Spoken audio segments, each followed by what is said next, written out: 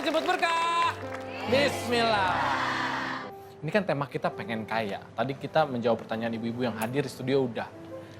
Sama netizen yang ngasih pertanyaan lewat sosial media udah. Kasih dong kita vitamin tentang tema kita di pagi hari ini. Pengen kaya. Ini pada pengen kaya ini. Tapi ada orang yang menghindar dari kekayaan. Ada orang yang menghindar. Ada orang yang menghindar dari kekayaan. Dalam kitab Fawaidul Mukhtarah yang ditulis oleh Al-Habib Zain bin Sumit. Beliau memberikan sebuah penjelasan bahwa dulu ada dua orang ulama. Sama-sama punya istri dan keluarga. Yang pertama Ibnu Hajar Al-Haytami. Yang kedua Syekh Muhammad Ramli. Syekh Muhammad Ramli ini ulama tapi kaya. Kaya. Sementara Ibnu Hajar Al-Haytami ini ulama sederhana. Dan memilih kesederhanaan memang jalan hidupnya. Sampai pada satu waktu istrinya Ibnu Hajar, Imam Ibnu Hajar pengen mandi air panas. Air hangat di tempat pemandian.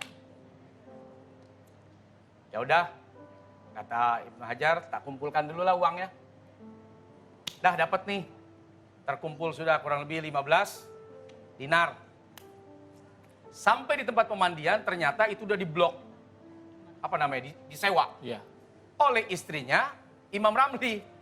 Karena Imam Ramli itu banyak, diblok. Nggak boleh ada yang masuk, private. Pulang penuh kekecewaan istrinya Ibnu Hajar. Gimana sih mas? Nah, bahasa kitanya begitu. Kamu sih nggak kaya. Nih akibatnya nih, urusan mandi air panas saja saya mesti mengalah tuh.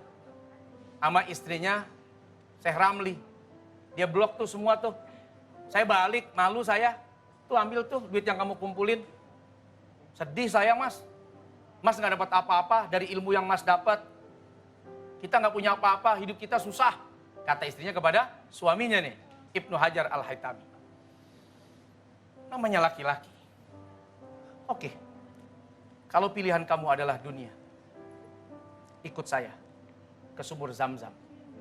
Bukan saya tidak pernah dapat dunia dan tidak bisa mendapatkan dunia. Saya tidak pernah menjadikan dunia sebagai pilihan. Beda tuh. Sampai ke sumur Zam-Zam, ambil timba. Ditimba sama Ibnu Hajar. 1 ember isi emas. Cukup apa kurang? Kurang kata bininya. Oke, taruh timba lagi. Udah 2 ember nih. Cukup apa kurang? Kurang. Timba lagi sampai 3 ember emas. Cukup atau kurang? Cukup. Bawa emas ini, kita berpisah hari ini. Atau taruh lagi emas ini ke sumur, kau tetap bersamaku. Ibu pilih mana kalau suami ibu bilang gitu? Saya pilih emas, saya cari lagi yang lain. Tapi perempuan ini bagaimana bawel cerewetnya orang bertakwa. Lah, saya tidak ingin menukar kebahagiaan bersamamu dengan dunia. Walaupun emas harus kudapatkan dengan 3 ember dari sumur ini. Kukembalikanlah emas ini ke sumur. Dan aku tetap setia memilihmu, wahai suamiku tercinta. Dipeluklah suaminya, bukan karena suaminya miskin. Karena suaminya tidak mau mengambil jalan kekayaan. Beda. Dan itu pilihan hidup. Imam Malik lain lagi. Imam yang super kaya, high class. Yang punya mazhab Maliki, Imam Malik, gurunya Imam Syafi'i, gurunya Imam Abu Hanifah, itu kayanya luar biasa. Kayanya banget. Nggak mau pakai baju lokal. Bajunya dari Mesir, dari Khurasan, impor. Kalau sekarang kan banyak baju impor, harganya tahu sendiri. Karpetnya bukan karpet lokal, karpet dari luar.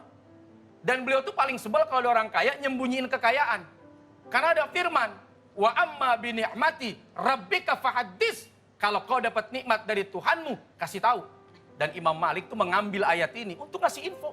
Saya pakai pakaian yang bagus, saya pakai mantel yang bagus, rumah saya karpetnya bagus, saya makan makanan yang enak. Sehingga dengan kekayaan itu, gubernur Mekah, gubernur Madinah menaruh hormat kepada Imam Malik. Imam Malik nggak pernah mau mampir ke kantor gubernur. Gue orang kaya. Datang gubernur, ditanya, mau ngapain dia? Mau ngomongin ilmu? Tar, tunggu di majelis saya.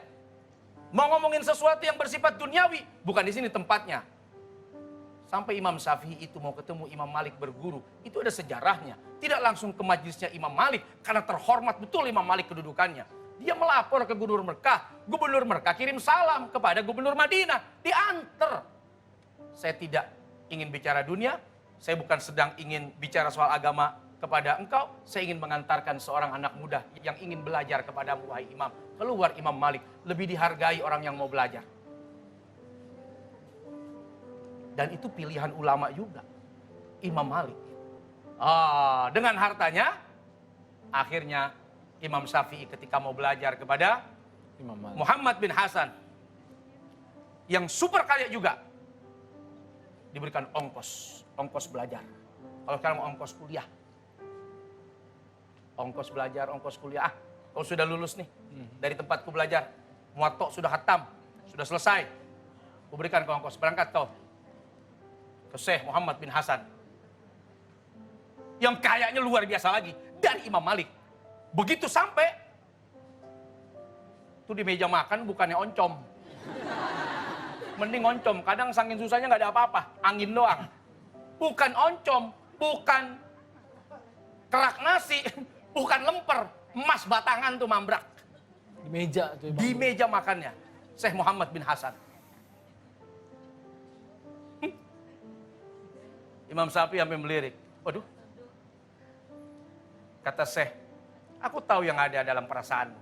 Kau rada-rada kurang kan melihat aku kaya? Bagaimana kalau harta ini, emas ini, kuberikan kepada ahli maksiat? Kuberikan kepada penjahat. Orang yang tidak mau ibadah. Oh, jangan, kata Imam Syafi'i. Alangkah manfaatnya harta ini pada dirimu. Harta di tangan orang soleh, insya Allah maslahat. Tapi harta di tangan orang salah, maka akan membawa bencana dan malapetaka. Maka bersyukurlah ketika melihat orang-orang soleh diberikan karunia harta, karena itu menyelamatkan siapapun yang ada di sekitarnya. Masya Allah, boleh minta tepuk tangannya ibu-ibu. Oke, nggak kerasa udah hampir 1 jam kita seru-seruan bareng di kajian yang penuh ilmu ini. Boleh kita berdiri, Kang Jafar juga boleh bergabung bersama kami di tengah. Saya minta 1 orang perwakilan dari ibu-ibu yang hadir di studio untuk menerima kaligrafi dari Kang Jafar. Silakan ibu, hati-hati. Oke, silakan. Oke, nggak kerasa, tadi banyak tausiah, banyak jawaban-jawaban dari Bang Pur, dan mudah-mudahan ini bisa bermanfaat untuk kita semua yang hadir di sini dan pemirsa yang sedang menyaksikan acara Menjemput Berkah ini. Jangan lupa saksikan terus Menjemput Berkah setiap hari Senin sampai dengan Jumat jam 5 pagi hanya di net. Sampai ketemu di episode selanjutnya Menjemput Berkah. Bismillah. Allahumma sholli